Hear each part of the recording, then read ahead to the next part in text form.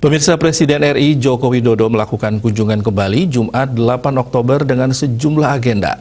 Salah satunya memberi pengarahan kepada Forum Koordinasi Pimpinan Daerah Forkopimda se-Provinsi Bali bertempat di Gedung Wisma Sabah Utama Kompleks Kantor Gubernur Bali. Dalam kesempatan tersebut, Jokowi menegaskan kembali perihal kesiapan pembukaan Bali untuk pariwisata internasional.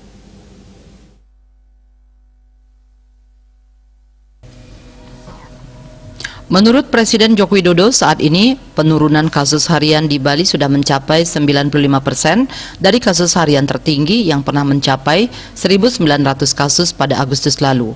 Ia menginstruksikan agar kasus bisa dikurangi serta kasus rendah bisa dipertahankan dalam waktu yang lama.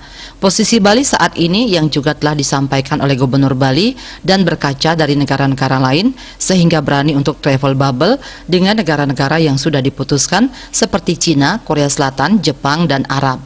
Namun demikian, Presiden Jokowi menekankan agar infrastruktur kesehatan di Bali benar-benar dipersiapkan.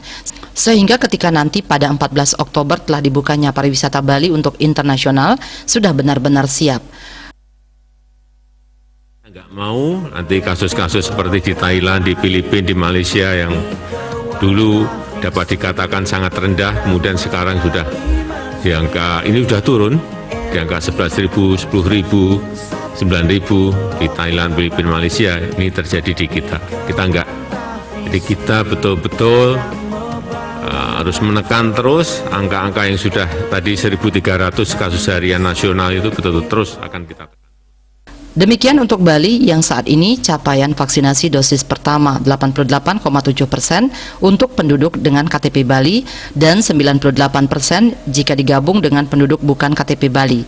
Sementara itu untuk capaian dosis kedua ada sebanyak 73% untuk penduduk dengan KTP Bali dan 83% jika digabungkan dengan penduduk bukan KTP Bali. Widya Stuti, Bisnis Bali melakukan